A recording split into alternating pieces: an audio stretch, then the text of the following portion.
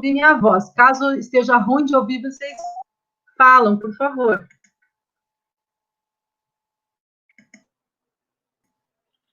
Então, vamos lá. Estão vendo? Vocês estão me ouvindo? Eu estou. Pode falar. Então, tá bom, gente. Então, como eu falei, como você falou, a SPVS, acho que não preciso falar da SPVS, se vocês já tiveram uma apresentação.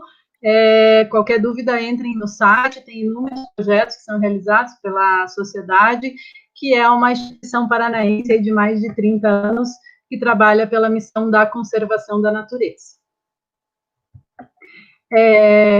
Esse programa Papagaios do Brasil, ele é apoiado pela Fundação Grupo Boticário, e tem de esforços de várias instituições, isso que é muito bacana. Então, trabalha parceria com o ICMBio, com a Fundação Neutrópica, com a Universidade de São Paulo, de Passo Fundo, Parque das Aves, Associação Amigos do Meio Ambiente, numa região ampla.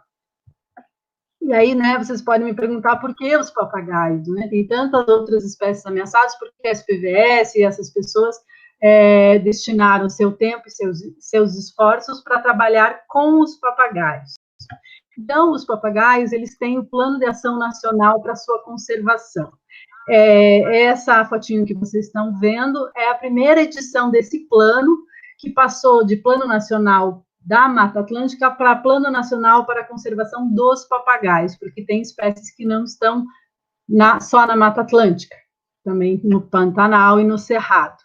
Então, esse plano nos dá as diretrizes para a conservação das espécies. Existem outros planos nacionais, né? São as diretrizes e a política nacional de meio ambiente do Brasil, através desses planos, inúmeras espécies são discutidas, planejadas, com a meta de tirar ou melhorar a categoria de ameaça de cada uma delas.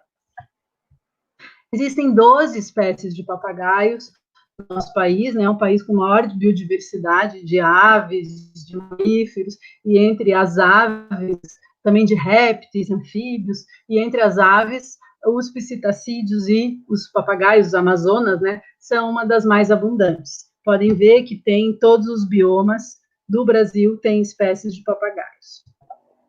E também são animais extremamente carismáticos, como vocês podem ver nessa ilustração. E isso, para quem trabalha com conservação da natureza, facilita o acesso às pessoas, o trabalho com a sociedade, essa simpatia, né, empatia que as pessoas têm. Através disso, você consegue fazer com que essas espécies, muitas vezes, se tornem espécies guarda-chuvas. Através delas, você consegue criar uma unidade de conservação, fazer campanhas educativas, enfim, trabalhar, no geral, na conservação do ambiente, do seu habitat. Se você protegendo essa espécie e esse habitat, você acaba, né, beneficiando outras espécies e toda a biodiversidade da Mata Atlântica e de outros biomas. Aqui são as 6 espécies que o PAN Papagaios e o Papagaios do Brasil trabalha. Então, começa ali com o primeiro, que eu estou mostrando no cursor, acho que vocês estão vendo aqui da esquerda, né, o mais alto, que é o papagaio charão, depois aqui o papagaio de peito roxo, o papagaio verdadeiro, abaixo dele é o papagaio de cara roxa, depois o papagaio chauá e o papagaio moleiro, farinosa. Aí o vídeo vai falar um pouquinho das características de cada uma dessas espécies. A SPVS trabalha com o papagaio de cara roxa, e mais recentemente a gente começou a trabalhar também com o papagaio de peito roxo. Eu vou falar mais geral do resultado do cara roxa, que é o projeto mais de longo prazo nosso. Então, as ameaças, né, então, todas essas espécies, como da maioria das outras, é a perda de habitat. Então, através da retirada de espécies chaves para os papagaios, no caso, o papagaio de peito roxo, o papagaio charão, eles são muito associados à floresta com araucária, que é uma floresta extremamente fragmentada. O litoral do Paraná, onde vive cara roxa, também tem uma ameaça grande em algumas espécies, como o guanandi. Então, o desmatamento por queimadas, ou por a gente estar, né, o Mata Atlântica é um dos biomas mais ocupados do Brasil, é o mais ocupado do Brasil, então sempre está tendo, não sei se vocês viram aí, os últimos resultados da SOS, que teve uma perda de habitat significativa, Paraná, Bahia, em vários estados que têm bioma Mata Atlântica. Então, é bem preocupante e a gente tem que fazer aí uma campanha para não se tirar nada e se restaurar, porque senão fica muito complicado você trabalhar com conservação de espécies sem o seu hábitat. E no caso dos papagaios, não são todas as espécies, né, mas essas espécies em geral, elas são muito traficadas, principalmente o papagaio verdadeiro, por ter a característica de fala melhor que as demais, ele é um dos animais mais selecionados para o tráfico de comércio ilegal. E que é uma coisa que está muito em voga agora com a Covid, né, o quanto essa aproximação equivocada e errada da fauna silvestre com o ser humano pode trazer de consequências graves. E os papagaios têm várias zoonoses, como a clamídia, que é uma zoonose que pode passar para o ser humano. E eles apresentam isso quando eles estão estressados. Então, o fato de você retirar um animal da natureza de forma ilegal e capturá-lo e estressá-lo pode gerar uma zoonose. Então, o tráfico de animais silvestres, né, como eu falei, ele é a terceira maior atividade ilegal do planeta, só perde para o tráfico de drogas e tráfico de armas. Existe um filme muito forte que se chama E Agora? Eu sugiro vocês assistirem sobre o tráfico de animais, aí mostra bastante a realidade dura e enquanto é complexo eliminar essa ameaça e essa atividade, porque ele movimenta muito dinheiro, né? 20 bilhões de dólares estimado ao ano no mundo, 3 bilhões no Brasil. Então, é muito dinheiro envolvido, ele está muitas vezes associado com o tráfico de drogas, de armas, e é uma ameaça bem grande às espécies. Lembro quando a gente começou a trabalhar com o papagaio de cara roxa, havia muita gente com o papagaio em casa, era muito comum as pessoas até trocarem por roupa, às vezes os indígenas trocavam por mantimento, até por problemas sociais graves que estão inseridos nisso, né? Então, muitas vezes usam as pessoas mais simples para ir no mato, retirar, pagam qualquer coisa e depois esses traficantes conseguem bilhões aí, muito dinheiro. Quanto mais ameaçada a espécie, mais ela vale, infelizmente. E, né, se for ver o perfil de apresentação aí para o grupo de animais, as aves estão entre as primeiras, né, e as mais traficadas. E o Papagaios do Brasil, ele surgiu nesse cenário, né, então, para ajudar a implementar as ações do Plano Papagaios, do Plano de Ação, e para unir todos esses projetos. Então, vocês estão vendo aqui que tem o Projeto Charão, o Projeto de Conservação do Papagaio de Cara Roxa, o Papagaio Verdadeiro, o Programa Papagaios de Peito Roxo e o Projeto Chauá. Então, todos esses projetos, junto com o Papagaio do Brasil, que faz essa integração, a gente busca implementar as ações do Plano Papagaios, tá? E quais são as estratégias que esses projetos usam? Então, uma das estratégias principais é selecionar, localizar as áreas prioritárias, porque algumas dessas espécies, elas ocorrem quase que no Brasil inteiro. Então, vamos selecionar quais são as áreas mais ameaçadas ou quais as áreas mais importantes, como dormitório, como sítio reprodutivo.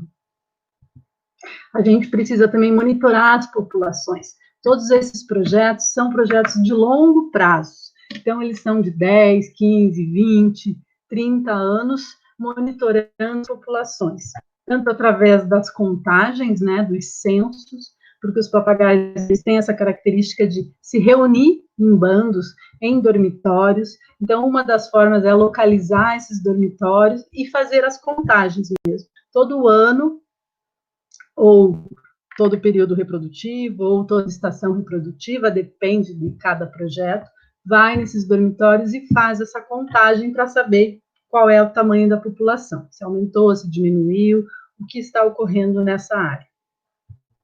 Então, aqui, né, a gente está fazendo o censo aqui no litoral do Paraná, né, então, para fazer esse censo, para vocês verem, é um trabalho grande, porque precisa de bar, precisa de deslocamento, é em praia, na pedra, no mar, então a gente tem que chegar nesses lugares e fazer essas contagens. Outro trabalho, que já é no Pantanal, né, que é o trabalho do papagaio verdadeiro, é a busca de sítios reprodutivos e o monitoramento desses ninhos. E isso é fundamental porque é uma forma de você diminuir o tráfico de animais, porque esses animais eles são roubados no período reprodutivo. E o monitoramento ajuda a evitar o roubo. Para o cara roxa funciona muito bem. Para o papagaio verdadeiro já é mais difícil, porque a pressão é tão grande que às vezes o pesquisador ou pessoas da comunidade vão no ninho, ele está lá, os filhotes estão lá, no outro dia já foi roubado. Não dá para ficar 24 horas cuidando de um ninho. Né? Então, esse é o ninho do charão, para vocês verem a diferença, né? Esse aqui já numa árvore de floresta quaralcária. E depois a gente monitora. Então, esses animais, eles são retirados do ninho, uma vez, pelo menos, onde a gente pega todos os dados todos os dados biométricos, faz uma análise e às vezes coloca radicular, coloca anilha e depois devolve para o ninho.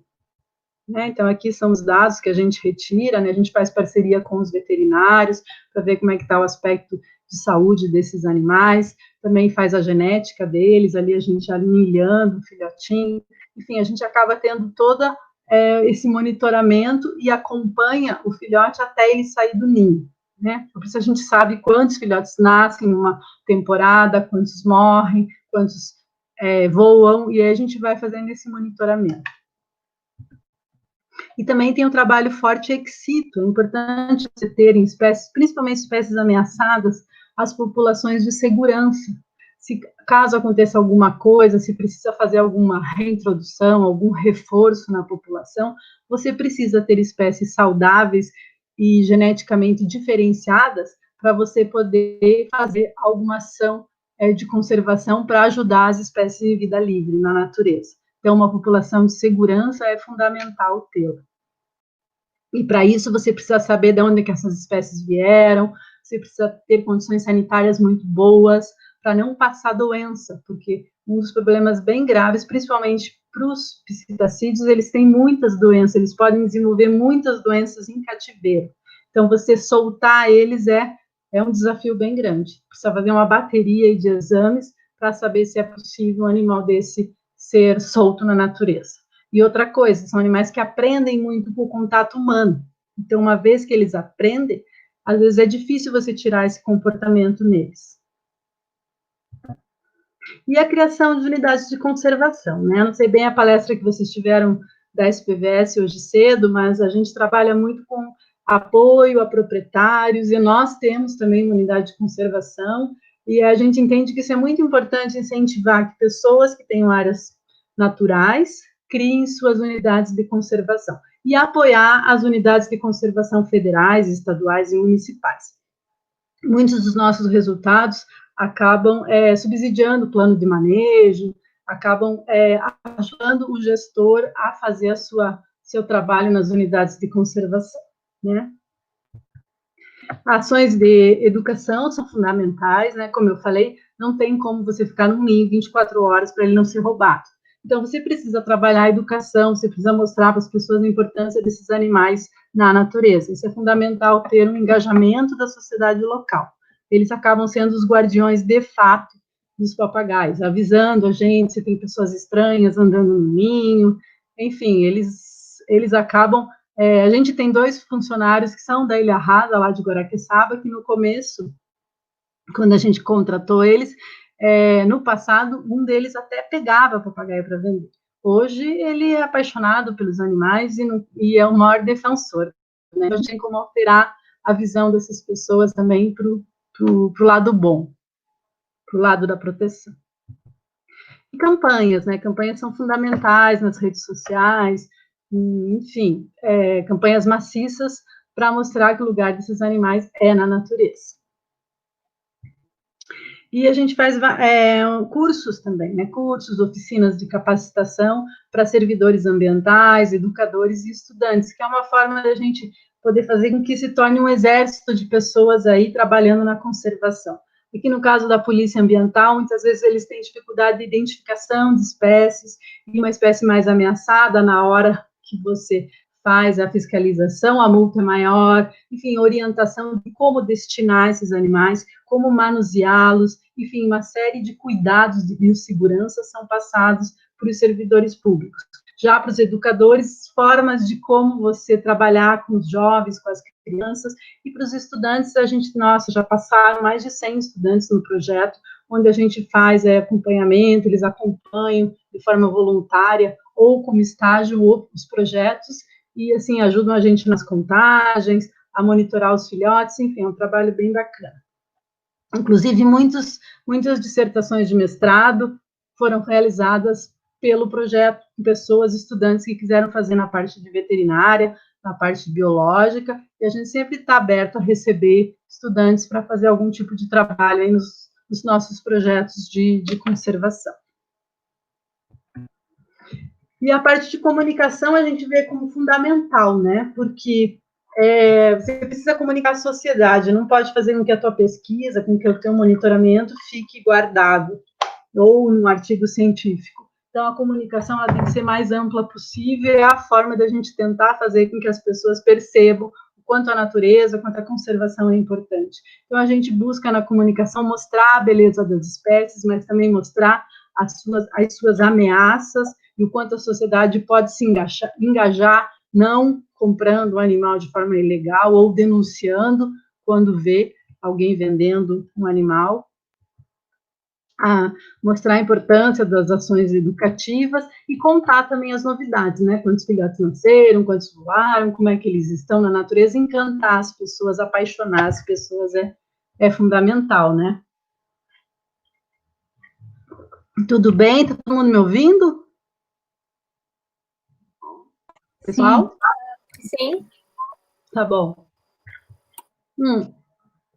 Sensibilização, né? Você mostrar uma imagem de um filhotinho é fundamental também na nossa missão aí. E eu peço para vocês, quem não conhecer ainda, entrar nas redes do programa Papagaios do Brasil. Entrem no Instagram, acompanhem, a gente tem Face, a gente tem um blog onde a gente faz entrevista com todos os pesquisadores, apoiadores. É bem interessante, é um material bem bacana. E seria muito bacana se vocês entrassem lá e colaborassem, fazendo aí as suas perguntas, observações e acrescentando e divulgando para todo mundo. A gente tem a websérie, que fizemos, começamos ano passado, são 7 webséries, bem bacana, eu vou apresentar a primeira, daqui a pouco eu vou pedir para o Walter apresentar, para vocês conhecerem, depois vocês podem entrar no YouTube e buscar as demais, fala sobre tráfico, fala sobre zoológicos, fala sobre as ações educativas, os resultados, a primeira é uma apresentação geral, tá? A gente tem uma parceria bem forte com os zoológicos, a gente entende que o papel do zoológico é fundamental na parte da conservação ex situ e na parte da educação. Então, eles recebem muitos estudantes. E a parte de trabalhar com as espécies e com a educação e a conservação é fundamental. Então, a gente passa muitos materiais para eles e a gente tem uma dobradinha bem boa aí com os zoos. E a gente, recentemente, não sei se vocês viram, um álbum de figurinha. Então, se vocês colocarem álbum de figurinhas Papagaios do Brasil na internet, vocês vão poder baixar esse álbum. E a ideia nossa era imprimir e distribuir, mas foi bem esse ano aí, com o Covid, e a gente resolveu deixá-lo online, por enquanto, para as pessoas acessarem. Então, procurem lá, que ele está muito bonito, vale a pena. E assim, antes de eu falar do projeto, seria bacana agora o passar o vídeo, primeiro websérie, Walter.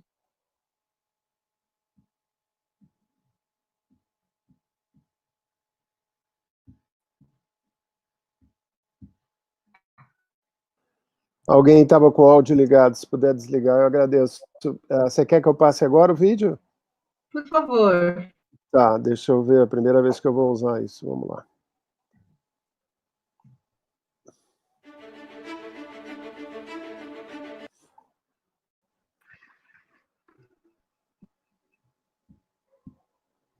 Tá sem som.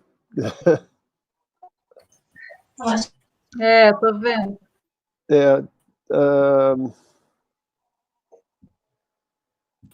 Parece que no comecinho estava com som. Pois é, demora para no começo tinha som. Espera um pouquinho. Pode ser que eu esteja fazendo, para variar, hoje eu estou fazendo tudo que é de errado.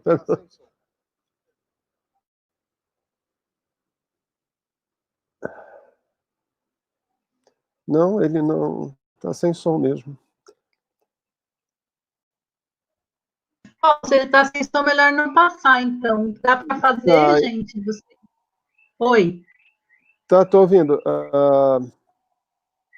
Não. Porque ele sem som, ele fica meio sem graça, assim, né? Ver as figuras, mas... Agora tem alarme, começou a tocar aqui, não sei se vocês estão ouvindo. É o alarme, eu achei que era o papagaio pitando. Não.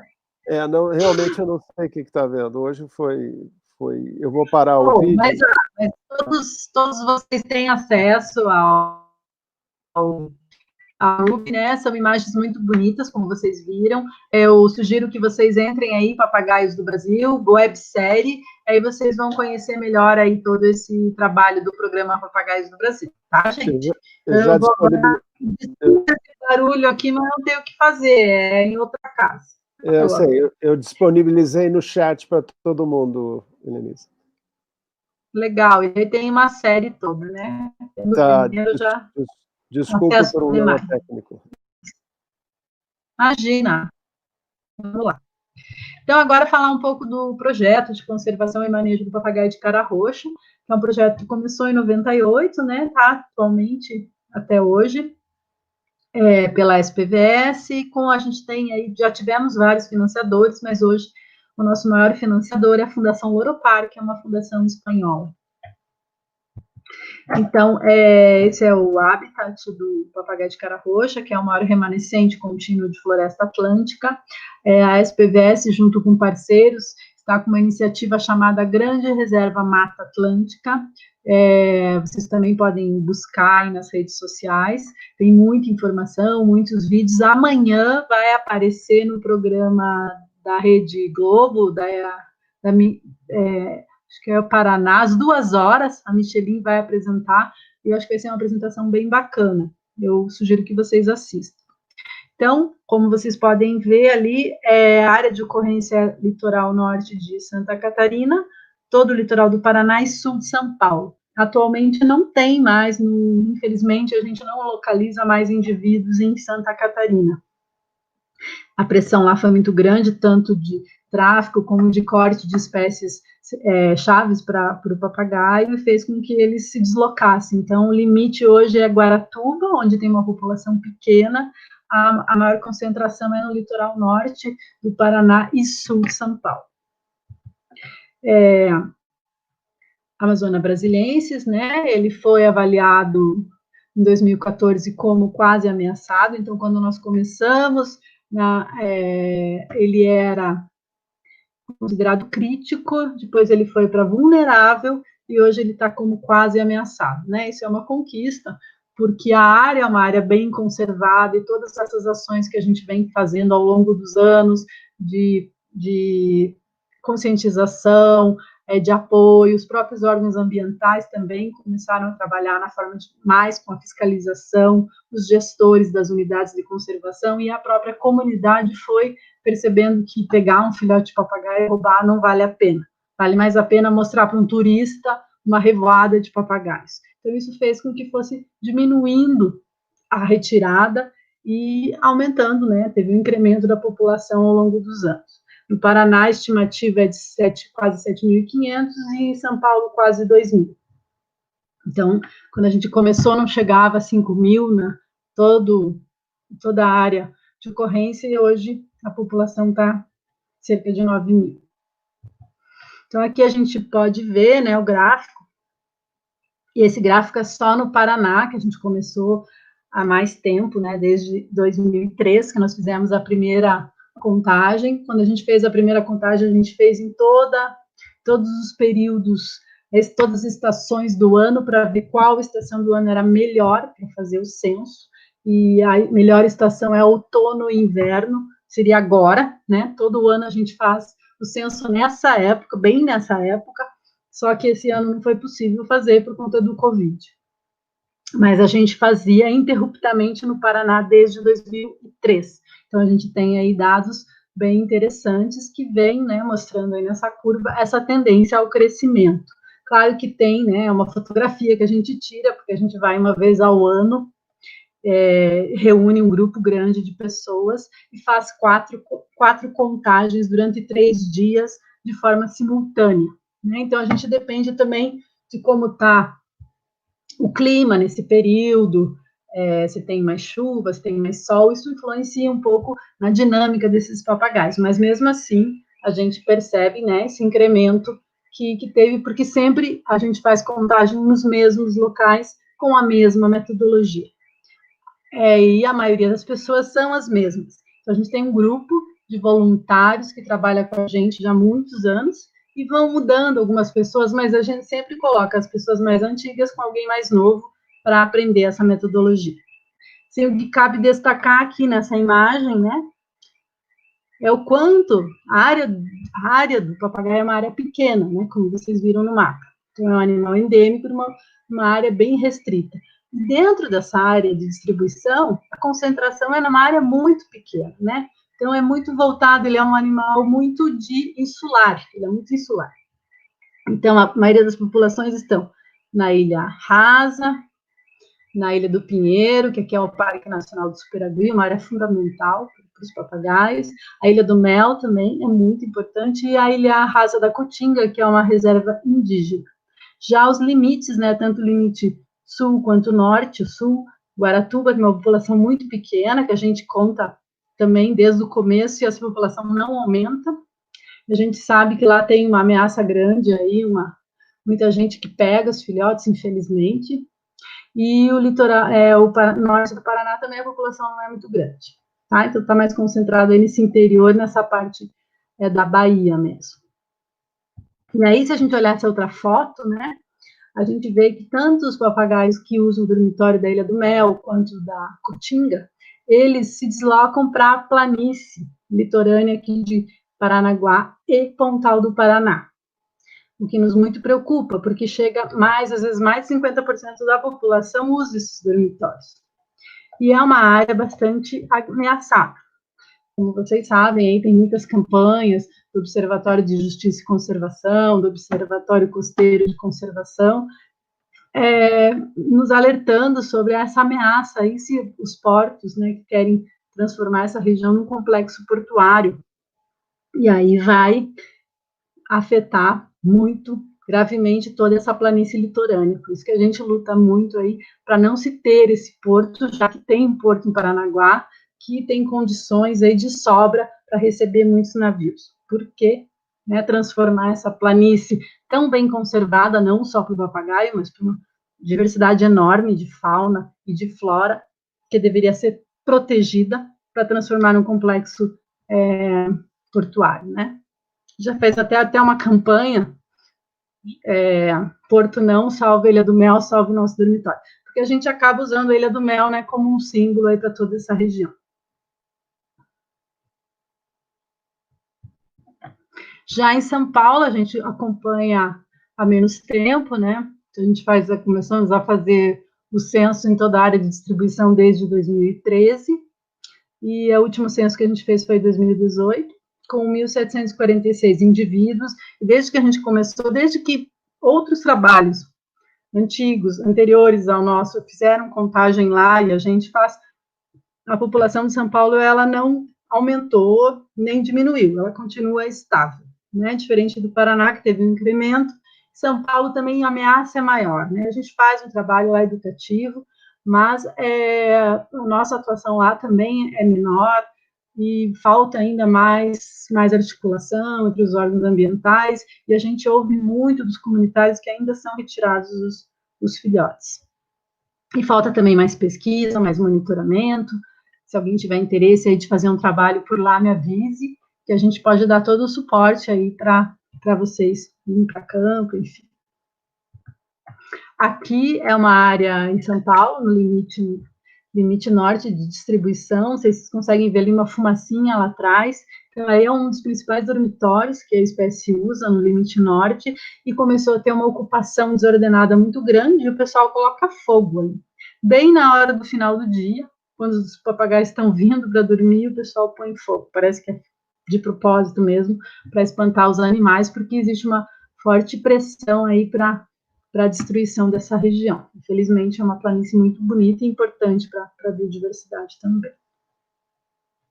A área mais de serra é a unidade de conservação, e a gente gostaria que essa parte aqui fosse criada uma unidade de conservação e fosse feita uma ocupação ordenada das pessoas que aqui estão. Esse animal, ele tem, alimento não é um problema para ele, né? Ele tem mais de 68 itens, plantas que ele se alimenta, tanto de frutas, sementes, flores, e entre a principal espécie está o guanandi, que é essa árvore grande aí que vocês estão vendo, esse fruto verde, cortadinho, né? Também é do guanandi, é o período que ele está frutificando, é agora também, então esse fruto é um fruto muito gostoso, muito rico em nutrientes, e prepara os indivíduos para o período reprodutivo. Então, essa árvore é fundamental. Só que essa árvore e também ela é usada para ninhos, né? Como eu falei, ela forma as cavidades das árvores mais antigas, e o que aconteceu é que no passado, antes da criação das unidades de conservação, essas árvores foram muito retiradas, tanto na Ilha das Peças, na Ilha Rasa, teve uma retirada forte, porque a madeira, utilizava madeira boa, considerada madeira de lei. Então, falta ninhos naturais na região. Essa é a Ilha Rasa, um dos principais sítios reprodutivos, onde nós começamos a trabalhar, e nós percebemos que tinha mais casais de papagaios do que ninhos, áreas para ninhos.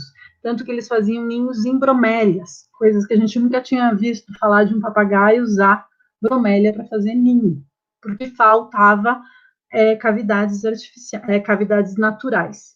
E aí nós começamos a construir cavidades artificiais. Isso foi uma boa sacada do projeto, né? O fato da gente colocar esses ninhos artificiais, primeiro de madeira, depois de PVC, fez com que os animais conseguissem reproduzir. E o sucesso reprodutivo melhorou, aumentou, porque os ninhos naturais eram ninhos muito frágeis, muito fáceis de acesso para os predadores. Então, a maioria dos animais que a gente monitorava com os ninhos naturais morriam, eram predados ou afogados pela chuva. Então, esses ninhos artificiais possibilitaram um incremento grande da população. Né? Então, aqui de PVC, as pessoas me perguntam, puxa, ninho de PVC não fica muito quente? Ele esquenta um pouco, a gente fez uma pesquisa, é uma média de 1 grau a mais, mas não afeta, de fato, não afeta nada, às vezes o sucesso reprodutivo é até maior nesses ninhos. Uma das ameaças nesses ninhos é a ocupação de abelha, da abelha exótica, né, principalmente o ninho de madeira. E esses ninhos não são roubados, as pessoas sabem que é do projeto, respeitam, então isso também ajuda a manter esses ninhos no local. Então, a gente acompanha os ninhos, primeiro era até 2003, eram só ninhos naturais, né? Mas, a partir de 2003, ninhos artificiais, também usamos um pouco em São Paulo, ninhos artificiais. Então, a gente acompanhou mais de 1.700 nascimentos de filhotes e o sucesso de 1.010 filhotes, até o último período reprodutivo. E a maioria deles, eu posso dizer que 80% vieram dos ninhos artificiais. Claro que muitos desses filhotes não chegam, eles saem, depois do primeiro voo, eles não conseguem, isso a gente não tem como aferir, né? A gente consegue monitorar até a saída deles do ninho. Alguns nós colocamos rádio colar, mas foram poucos, e é muito complexo você monitorar esses animais numa floresta fechada com telemetria, né? Então, é um baita desafio e, às vezes, você perde mesmo o sinal dos animais. E a educação para a conservação, né? Que é uma chave aí para a SPVS, todos os projetos têm sua linha de conservação, trabalhando com a educação, para a gente acreditar que tem que engajar a sociedade, engajar a comunidade nos trabalhos. Então, a gente tem um trabalho forte, tivemos um trabalho bem forte com professores, educadores, muito bacana, são professores que estão lá na ilha, muitas vezes sem muito material, mas quando a gente passa, faz atividade, incentiva, dá material, eles fazem coisas maravilhosas com as suas crianças. Então, a gente passou alguns livros, né, sobre o papagaio, sobre a floresta, o mangue, para que eles usassem com as crianças, com sugestões de atividades, e a partir desses livros, dos cursos, dos encontros, eles inventam muita coisa com a criançada, fazem muita atividade. É bem bonito de ver depois. A gente faz também, procura fazer um trabalho de esclarecimento para turistas, principalmente, né, porque são os turistas que vão lá, acham os papagaios bonitinhos, e depois ficam querendo que um comunitário pegue um para eles levarem para casa. Então, um trabalho educativo com visitantes é fundamental, mostrar que é muito a linha da Grande Reserva Mata Atlântica, né, o quanto a natureza lá, saudável, com seus animais, vai trazer de benefício para a comunidade através do turismo. E esse turismo tem que ser um turismo responsável. E a gente fez um livro em 2012, Vida Livre, a história do papagaio de cara roxa, que é um livro de historinha para as crianças, mostrando aí o nosso trabalho, mostrando as características dos papagaios, também de uma forma educativa. Nós entregamos para todos os moradores da Ilha Rasa, para várias escolas, todas as escolas de Guaraqueçaba, de São Paulo, do Cananéia, para justamente, né, mostrar para a criançada aí ter materiais educativos que estão relacionados com o seu dia a dia. Também falta esse tipo de material. Então, gente, eu acho que é isso, né? Acho que eu não passei muito do tempo.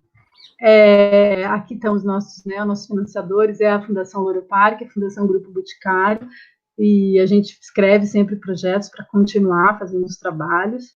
E a gente tem aí, principalmente, os voluntários como nossos apoiadores. Eu também gosto de agradecer muito ao Zig Koch, Natureza Brasileira, ele cede todas as fotos para nós, para fazermos a apresentação, usarmos como materiais educativos, enfim, e os órgãos ambientais, o Parque das Aves e a Hotspots. Eu não sei se vocês conseguem ver aqui, está o meu e-mail, se vocês tiverem alguma dúvida, quiserem trocar alguma ideia, saber onde tem material, enfim, quiserem fazer algum trabalho voluntário com a gente, é só entrar em contato, que a gente tem um monitoramento período reprodutivo, que é o monitoramento que a gente faz, e a gente sempre tem alguns voluntários que nos acompanham, e o censo também, que esse ano não vai ter, mas ano que vem esperamos que tenha. Deixa eu voltar aqui. Interromper o compartimento. Oi, Helenise. Que legal, obrigado pela palestra. Agora, a gente ficar falando aqui na tela é engraçado, né? É diferente. Deixa eu... pois é. Tem que viver com isso agora, né? Deixa eu te perguntar uma coisa, eu acho que eu descobri por que o vídeo não passou. Você quer que eu tente agora de novo? Helenise? Por favor, se tiver tempo. Tem tempo. A gente geralmente fica conversando um pouco depois. Então, vamos tentar, vamos ver se funciona agora. Vamos lá. O Brasil é um país rico em diversidade de fauna e flora. Só de aves, são mais de 1.900 espécies, entre elas, os papagaios. Você sabia que existem 12 espécies de papagaios espalhados pelo Brasil? Algumas vemos com maior frequência, outras só em regiões específicas do nosso país, cada uma delas com características próprias. Dessas espécies, 6 merecem nossa atenção de maneira especial e queremos contar a vocês o porquê. O papagaio de peito roxo é endêmico da Mata Atlântica, ou seja, você só vai encontrá-lo neste bioma, do sul da Bahia ao Rio Grande do Sul, incluindo parte do Paraguai e Argentina. Restam apenas 7% dessa floresta preservada. As populações do Nordeste estão praticamente extintas e, atualmente, você pode encontrar grupos em poucas regiões de toda a área original. Por essa razão, ele está em risco de extinção. E a estimativa é que restem menos de 5.000 papagaios dessa espécie voando pelos céus do Brasil. O papagaio charão habita as florestas com araucárias, mas também pode ser visto em outros ambientes da Mata Atlântica, entre os estados do Rio Grande do Sul e de Santa Catarina. São os únicos papagaios migratórios que conhecemos no Brasil. Entre abril e julho, eles se deslocam para as regiões como Urupema, Painel e Urubici, em busca de alimento. Os frutos do pinheiro brasileiro, uma espécie de árvore também bastante ameaçada. Atualmente, há em torno de 20 mil papagaios charão voando por aí. O papagaio de cara roxa é outra espécie endêmica da Mata Atlântica, que vive do sul de São Paulo até o litoral norte de Santa Catarina. Essa espécie vive nas florestas das planícies litorâneas, em áreas de cachetais, restingas e manguezais.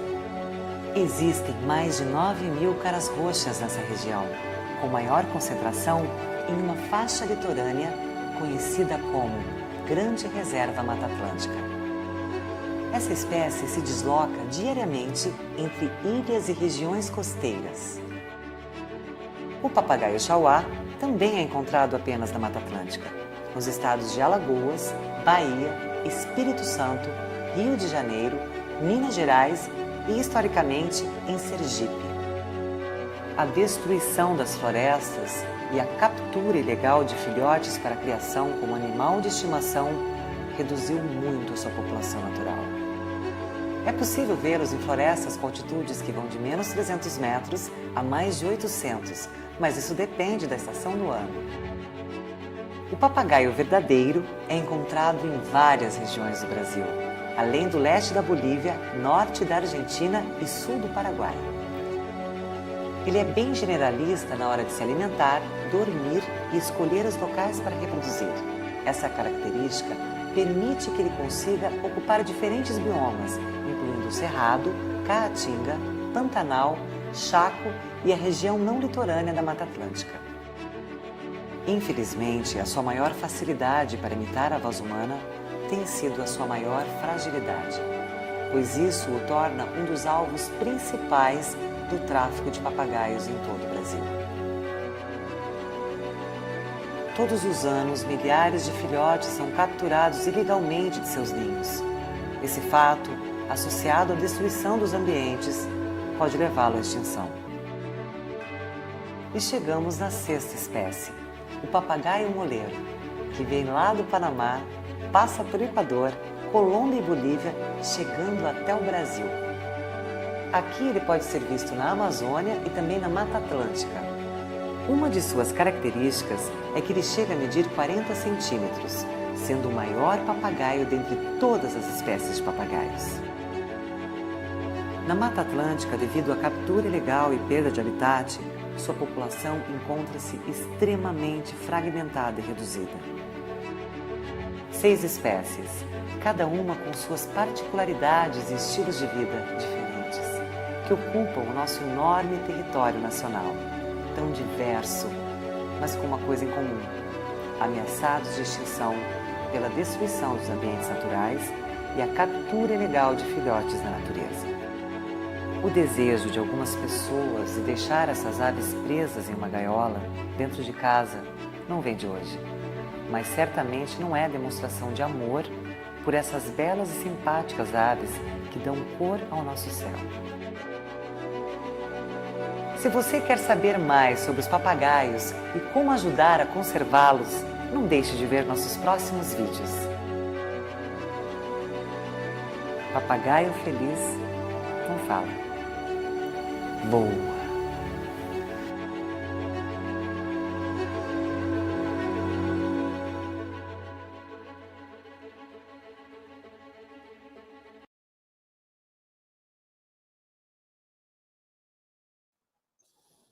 Oi, de volta. Estão me ouvindo? Então, Helenise, que bacana, muito bonita a tua apresentação, e mais interessante para mim é o fato de como a preservação de uma única espécie é tão complexa, né? Ou de poucas espécies, né? Sim. Né? Você está me ouvindo? Estou ouvindo, sim. Você consegue? Quando a gente começa, né, a trabalhar todo esse universo ecológico, biológico, social também, você se depara com inúmeros desafios, e nós, como biólogos, muitas vezes, nem estamos tão preparados para isso. Eu lembro quando eu me formei, foi a primeira vez que eu fui para a Ilha Rasa, e encontrei lá os comunitários, os pescadores, comecei a conversar com eles, e toda a problemática social que eles têm lá. Você tem no seu projeto que é associado de alguma forma a esse contexto atual, né? Você não pode simplesmente começar a trabalhar com pesquisa, com monitoramento e ignorar aquelas pessoas. E, então, isso é um desafio, porque muitas vezes nós, biólogos, não estamos preparados para isso. Então, a gente vai aprendendo fazendo. E por isso também é muito importante a gente contar com outros pares, né? Contar com outros profissionais que agregam o nosso trabalho, pessoas da área de educação, pessoas da área social, que nos ajudam a trabalhar com isso, porque além de trabalhar com a comunidade, você tem que se articular com os órgãos ambientais, apoiar as unidades de conservação, enfim, o trabalho da conservação é muito amplo mesmo, muito complexo. Mas o trabalho é muito bonito, parabéns para você e para a SPVS, que vem fazendo um trabalho muito legal, de níveis, de escalas diferentes, né? Eu achei bem interessante, inclusive, a palestra da semana que passada. Mas a gente já tem algumas perguntas, a Laís quer fazer uma pergunta para você, ela vai entrar online, com áudio e vídeo, né, Laís? Isso, oi. Isso. Aí, deixa eu ver. Oi, Laís. Oi, vocês estão vendo? Tá me ouvindo? Oi, Helenise, obrigada pela palestra, foi muito bonito. É um projeto que demanda um grande esforço e eu agradeço por você, né, e ao Walter também, né, por estar conseguindo trazer essas palestras para a gente. E o meu projeto de doutorado agora, eu estou trabalhando com espécies não nativas em áreas protegidas. E quando você mencionou, né, de uma espécie de abelha interferindo nos ninhos ali, veio para mim uma curiosidade que eu queria saber qual que é a sua percepção, né, durante o seu projeto e das suas experiências com relação a essas espécies não nativas, né, ou invasoras, nessas áreas protegidas. No geral, se você já viu, se tem algum relato, algum dado que esteja interferindo não só, né, nos papagaios, mas em outras espécies, enfim. É mais uma curiosidade mesmo. Ok, então, Laís, em relação às abelhas, né, o que eu posso te dizer é que aumentou, né, desde que a gente começou como a gente trabalhava com ninhos naturais apenas, a gente via que em alguns ninhos tinha esse ataque.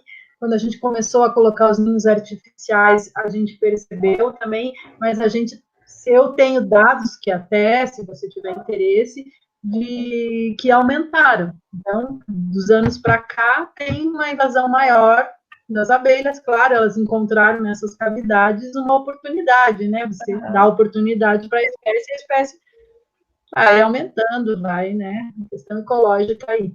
Então, a gente percebeu isso. Fora as abelhas, a região lá tem aquele caracol, né? A gente ouve muito. Isso já diminuiu, antes a gente ouvia mais, a comunidade falava mais, parece que isso teve uma diminuição. E assim, um pouco de pinos tem nas ilhas, mas não é muito, né? Como Santa Catarina, que tem aí uma invasão muito grande de pinos. Enfim, espécies de peixes também, né? Os rios e os mares lá são bem ocupados por espécies exóticas. Então, a invasão de exóticas realmente ela deve... Nossa, acho que ela está indo uma das principais ameaças aí para algumas espécies. No caso do cara roxo, o que afeta mesmo são as abelhas. Não sei se eu te respondi. Não, respondeu sim, perfeito. Depois eu te mando e-mail para a gente conversar mais, então, que realmente eu fiquei bastante interessada nessa relação aí, né, nesse aumento das abelhas até com relação aos ninhos aí. Muitíssimo obrigada. Obrigado. Helenise, assim, a gente não é uma instituição... Oi. Não, pode falar, pode falar.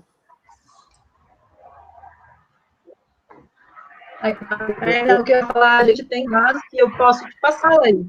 Né? A gente nunca fez nada voltado a isso, nenhuma publicação destinada às abelhas, mas se você quiser acrescentar isso no teu mestrado, isso nos ajuda, porque é importante fazer uma divulgação científica desse dado.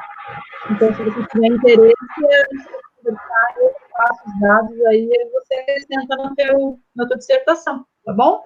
Sim, tá ótimo. Obrigada. Obrigado, Laís. Só um instantinho, Christian. Helenise, a gente tem o costume de colocar links dos projetos e links que você acha interessantes sobre o assunto na página do curso. Então, se você quiser me mandar por e-mail depois, eu disponibilizo na página. Então, o link para o webinars, para os webs, séries, né? E para álbum de figurinha, etc., a gente pode colocar lá. Tá? Tem o Christian que quer falar com você. Tá bom. Oi, Helenise, tudo bem? Estão conseguindo me ouvir? Tudo bem.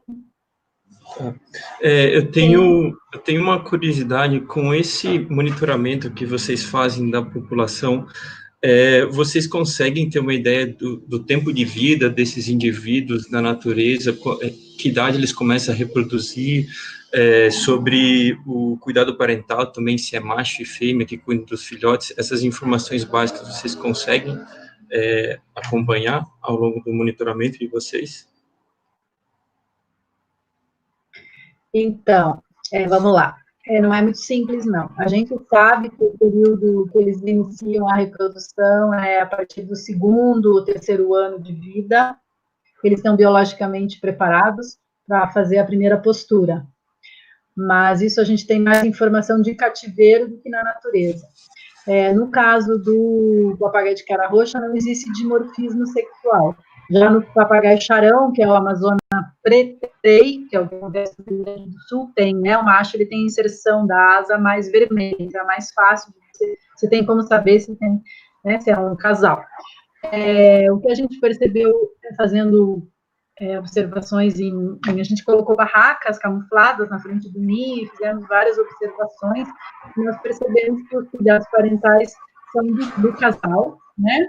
O quanto eles alimentam os filhotes, qual é o período, eles têm um cuidado parental muito grande, eles dormem os primeiros 10, 15 dias dentro do ninho com os filhotes, isso a gente viu, a gente colocou câmera lá, então esses dados a gente tem.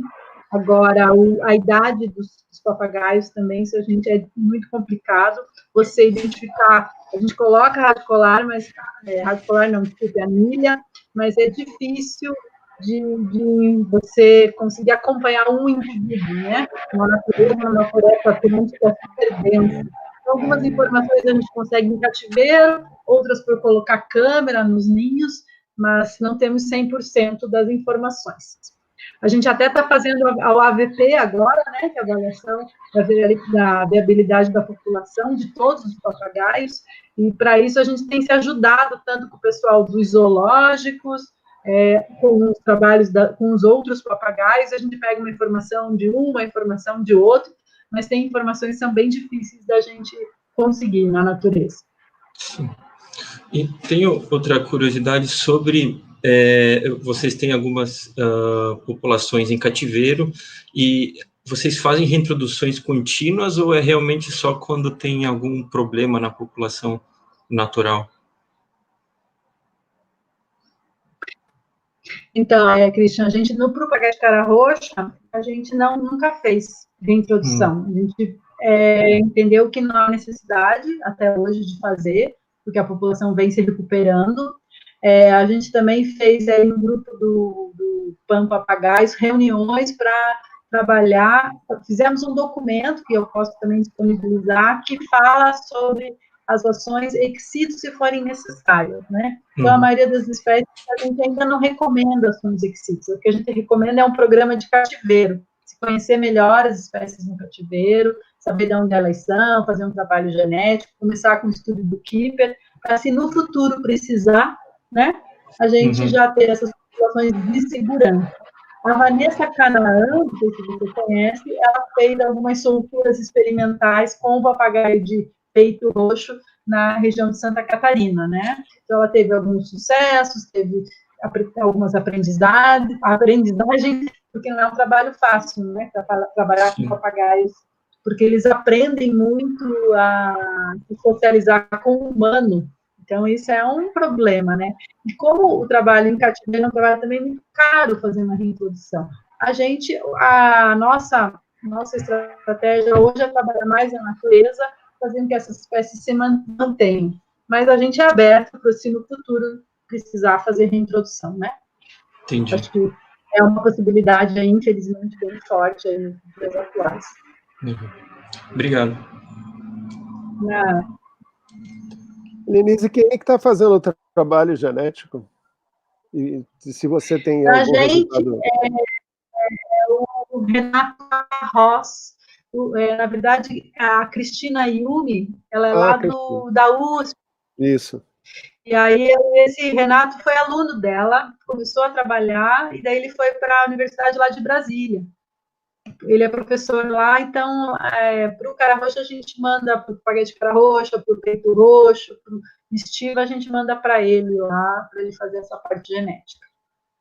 A variabilidade genética do cara roxa, ela está boa, não tem problema, e eles viram lá que é interessante, uma menina fez um trabalho de mestrado com isso, e verificou quanto eles são fiéis aos ninhos. Então, os casais, eles voltam para os mesmos ninhos, utilizam os mesmos ninhos, e às vezes chega um outro casal, eles brigam, eu já vi eles caírem no chão de tanto brigar para ocupação de ninho, né? É bem interessante esse comportamento deles. Então a gente tem bastante material, né? Agora a gente precisa mais material de São Paulo para ver se a população realmente é a mesma, porque a vocalização deles é bastante diferente, sabe? E é muito interessante, eles não se misturam, os papagaios de São Paulo ficam em São Paulo, no Paraná ficam no Paraná. É bem interessante esse comportamento. Eles não trocam genes, então? Não tem fluxo gênico entre a população? Aparentemente, né? A gente só vai ter certeza disso fazendo um trabalho genético mais aprofundado. Mas a gente não tem muitos exemplares coletados em São Paulo. Precisa aumentar um pouco essa amostra para a gente poder ter uma conclusão melhor aí desse estudo. Que interessante, né? A gente estuda milhões de coisas para aprender. Não, e é que eu falei, são poucas espécies, mas um programa que vocês têm que é bastante complexo. Então, eu acho, Helenise, a gente não tem mais nenhuma pergunta adicional. Pessoal, tem mais alguém que queira fazer alguma pergunta? Pode entrar e perguntar direto. Eu acho que não. Então, eu acho que a gente pode ir terminando por aqui, né?